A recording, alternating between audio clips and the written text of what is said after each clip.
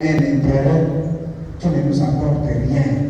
Mais le Seigneur se présente à nous comme ce chemin, comme cette vérité et comme cette vie éternelle. Et ces paroles de Jésus sont une source immense de consolation pour ses apôtres. Au départ, que votre cœur ne soit pas, c'est entrer dans une relation vivante avec lui, c'est marcher avec confiance.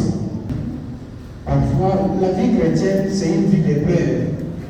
Mais parfois, on se laisse dans le chemin de tous les jours. Parfois, nous sommes distraits, nous n'écoutons pas. La communauté famille chrétienne vont s'engager à une étape de leur vie cruciale, une étape publique et formelle, après quelques mois d'initiation où ils vont faire la prière d'acceptation.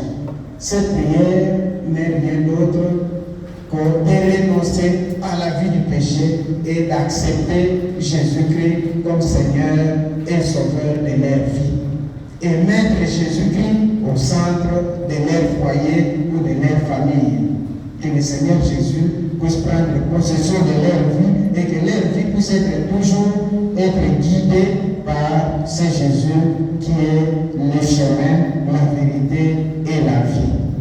Voilà pourquoi en ce jour, ils vont faire cette prière d'acceptation, mais aussi ils vont devenir au même moment des membres effectifs de cette communauté famille chrétienne.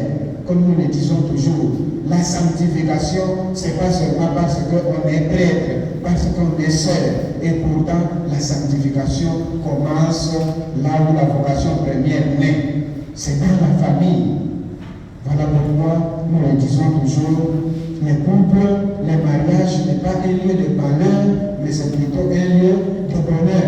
Et on ne peut pas vivre dans le bonheur lorsqu'on n'a pas accepté Jésus-Christ comme Sauveur et Seigneur. Et si Jésus-Christ n'est pas au centre de votre couple, un couple chrétien, c'est un couple qui vit l'amour de Dieu, qui vit l'amour du Christ et qui a pour fondation et fondement Jésus-Christ.